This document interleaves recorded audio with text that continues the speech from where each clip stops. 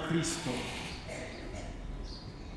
Wapendwa, tumefika hapa kanisani kuwafariji na kuwapa moyo ndugu zetu ambao wameondokewa na mpendwa wetu Vincent Mwenda. Ni Yesu anatufundisha tufanye hivyo, na hili ni tendo la huruma na upendo kwa ndugu zetu wafiwa. Tena hapa tupo na Yesu wa Ekaristi Takatifu akiwafariji ndugu zetu wafiwa, na nasema tena poleni sana kwa msiba huu. Wapendwa katika Kristo, na waalikeni nyote kuendelea kumwombea kwa imani, kuiombea kwa imani jamii yetu ya nchi yetu ya Tanzania, hasa katika kipindi hiki cha uchaguzi kinachoelekea uchaguzi mkuu, ili haki na ukweli vitawale. Matendo yote ya dhuluma, umwagaji damu na matendo mengine mabaya ambayo ni kinyume na haki za binadamu yasijitokeze, na pia tupate haki ya kuabudu na kuwa na demokrasia ya kweli. Na waomba Wakristo wote kwa imani kuu tutoe muda wa kusali kuombea yote hayo, kwani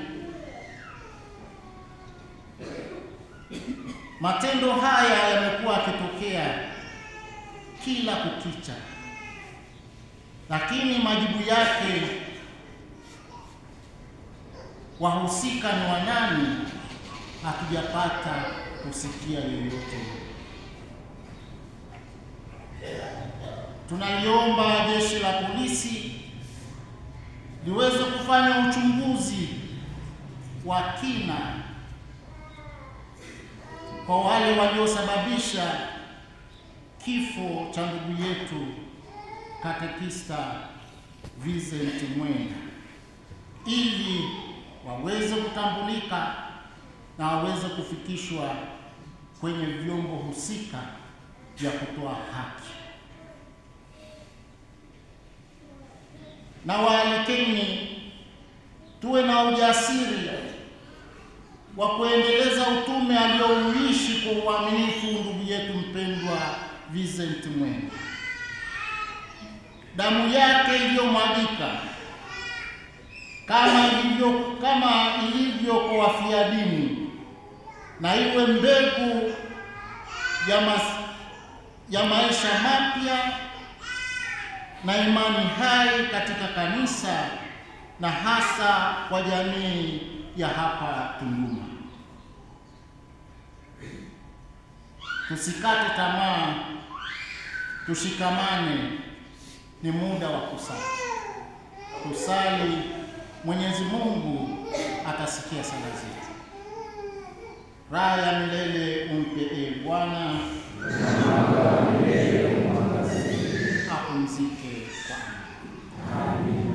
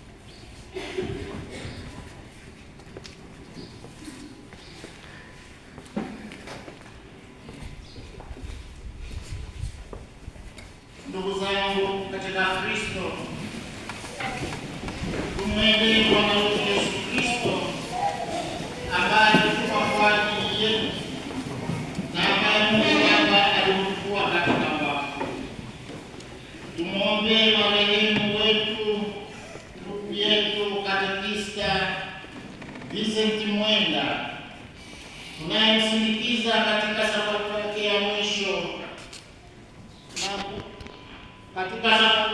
mwisho ya kuelekea maisha ya milele mbinguni, na hasa katika safari